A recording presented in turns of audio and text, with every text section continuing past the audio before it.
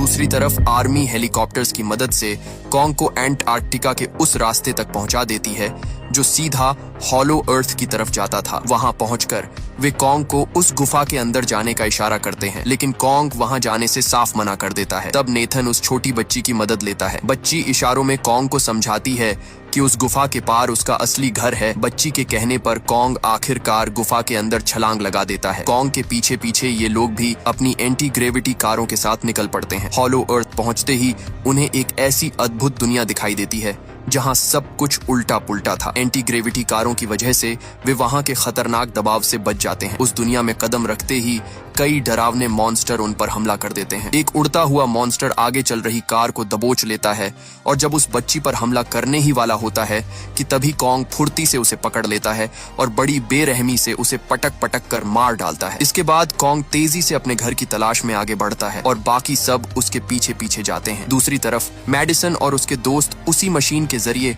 Hong Kong की secret lab में पहुंच जाते हैं। वहां उन्हें पता चलता है कि गॉडजिला को खत्म करने के लिए कंपनी ने लोहे का गॉडजिला तैयार किया है जिसका नाम मेचा गॉडजिला था। मेचा गॉडजिला को रेन सेरिजावा नाम का आदमी अपने दिमाग के जरिए कंट्रोल कर रहा था। ये देखकर मैडिसन और बर्नी को समझ आता है कि गॉडजिला ने आखिर क्यों इस कंपनी पर हमला किया था। मेचा गॉडजिला की ताकत को परखने के लिए उसके सामने स्कल क्रॉलर को छोड़ दिया जाता है। मेचा गॉडजिला अपनी लेजर बीम का इस्तेमाल करता है और पल भर में उस जीव के 2 टुकड़े कर देता है। लेकिन समस्या यह थी कि मेचा गॉडजिला को पूरी तरह चलाने के लिए जितनी पावर चाहिए थी वह कंपनी के पास नहीं थी। वह खास एनर्जी सिर्फ हॉलो अर्थ में ही मिल सकती थी और यही वजह थी कि कंपनी का मालिक उस पावर को ढूंढ रहा था ताकि वह मेचा गॉडजिला को हमेशा के लिए जिंदा कर सके। जैसे ही मेचा गॉडजिला को थोड़ी देर के लिए टेस्ट किया जाता है, गॉडजिला को उसकी भनक लग जाती है। वह समझ जाता है कि कोई उसे चुनौती दे रहा है और वह तुरंत हांगकांग की तरफ बढ़ने लगता है। दूसरी तरफ हॉलो अर्थ की दुनिया किसी सपने जैसी खूबसूरत थी। वहां का असली खजाना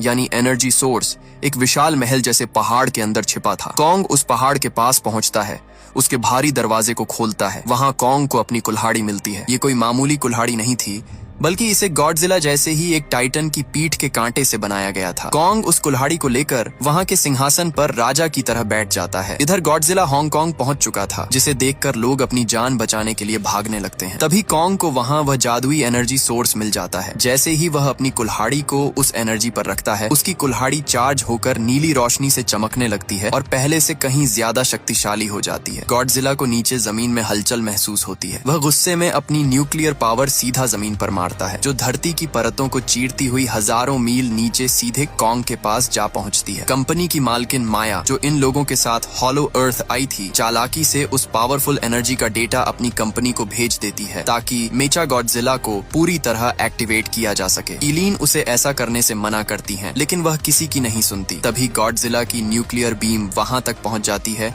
और तबाही मचने लगती है। माया वहां से भागने की कोशिश करती है लेकिन कॉन्ग उसे देख लेता है और गुस्से में उसकी एंटी ग्रेविटी कार को हवा में ही पकड़कर चकनाचूर कर देता है। अब कॉन्ग अपनी जादुई कुल्हाड़ी उठाता है और गॉडजिला से लड़ने के लिए वह उसी रास्ते से भागते हुए सीधा हांगकांग की धरती पर पहुंच जाता है जहां गॉडजिला उसका इंतजार कर रहा था। कॉन्ग अपनी कुल्हाड़ी से गॉडजिला पर जोरदार हमला करता है और उसे जख्मी कर देता है। गॉडजिला बार बार न्यूक्लियर पावर से कॉन्ग को खत्म करने की कोशिश करता है लेकिन कॉन्ग अपनी फुर्ती से हर बार बच निकलता है। दोनों के बीच काफी देर तक लड़ाई चलती रही पर आखिर में गॉडजिला कॉन्ग पर भारी पड़ने लगा। वह कॉन्ग को बुरी तरह घायल करके नीचे गिरा देता है और उसकी छाती पर पैर रखकर अपनी जीत की दहाड़ मारता है। गॉडजिला उसे वहीं छोड़कर जाने लगता है। उधर कंपनी के मालिक को वह एनर्जी मिल चुकी थी जिसका उसे इंतजार था। जैसे ही वह एनर्जी मेचा गॉडजिला में डाली जाती है, मेका गॉडजिला पूरी तरह जाग उठता है। मेका गॉडजिला एक्टिवेट होते ही बेकाबू हो जाता है और सब कुछ अपने कंट्रोल में ले लेता है। वह सबसे पहले कंपनी के मालिक वॉल्टर को मारता है और फिर वहां मौजूद उसके सिस्टम को भी तबाह कर देता है। इसके बाद वह ऊंची दीवार को फाड़ते हुए मॉन्स्टर की तरह बाहर निकल आता है। गॉडजिला जैसे ही इस मेचा गॉडजिला को देखता है, वह उससे लड़ने के लिए आगे बढ़ता है और दोनों के बीच लड़ाई शुरू हो जाती है। लेकिन मेचा गॉडजिला की ताकत और उसकी मिसाइलों के आगे असली गॉडजिला टिक नहीं पा रहा था। मेचा गॉडजिला उसे बेरहमी से मारता है और जमीन पर गिरा देता है। दूसरी तरफ मैडिसन और बर्नी मेचा गॉडजिला को रोकने की कोशिश करते हैं लेकिन सिस्टम लॉक होने की वजह से वे कुछ नहीं कर पाते। इधर कॉन्ग की हालत बहुत खराब खराब थी। वह अपनी आखिरी सांसें ले रहा था। वह छोटी बच्ची जब कॉन्ग के सीने पर हाथ रखती है तो उसे महसूस होता है कि कॉन्ग की धड़कनें धीरे धीरे रुक रही हैं। नेथन समझ जाता है कि कॉन्ग को बचाने के लिए उसके दिल को एक जबरदस्त इलेक्ट्रिक शॉक देना होगा। वो अपनी एंटी ग्रेविटी कार को कॉन्ग के सीने पर ब्लास्ट करता है, जिससे एक बड़ा धमाका होता है और कॉन्ग की रुकी हुई धड़कनें फिर से शुरू हो जाती हैं। वह बच्ची इशारों में कॉन्ग को समझाती है कि गॉडजिला दुश्मन नहीं बल्कि दोस्त है और इस वक्त उसे मदद की जरूरत है। कॉन्ग तुरंत गॉडजिला की जान बचाने के लिए दौड़ पड़ता है। मेचा गॉडजिला अपनी खतरनाक लेजर से गॉडजिला को खत्म करने ही वाला था कि तभी कॉन्ग वहां पहुंच जाता है और गॉडजिला को बचा लेता है। गॉडजिला फौरन समझ जाता है कि मेचा गॉडजिला को हराने के लिए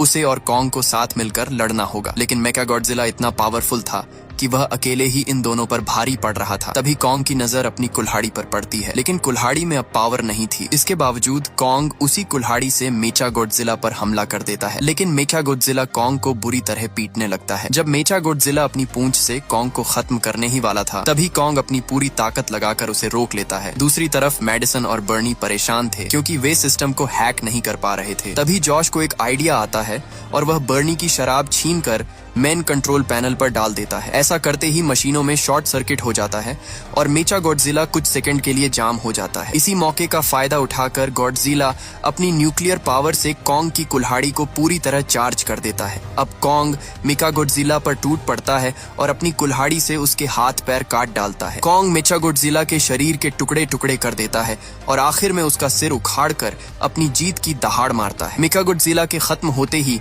हांगकांग में सब कुछ शांत हो जाता है। गॉडजिला एक बार फिर खड़ा होता है और कॉन्ग भी अपनी कुल्हाड़ी उठाकर तैयार हो जाता है, लेकिन दोनों ने मिलकर एक बड़े दुश्मन को हराया था, इसलिए वे अपनी पुरानी दुश्मनी भूल जाते हैं। गॉडजिला वापस समंदर की गहराइयों में चला जाता है। इसके बाद कॉन्ग हमेशा के लिए अपने असली घर हॉलो अर्थ लौट जाता है। वह छोटी बच्ची भी उसके साथ वहीं रहती है। इसी के साथ ये कहानी यहीं खत्म हो जाती है। आपको वीडियो कैसी लगी कमेंट में जरूर बताएं और चैनल में पार्ट 1 के बाद पार्ट 2 की कहानी दिखाई गई है।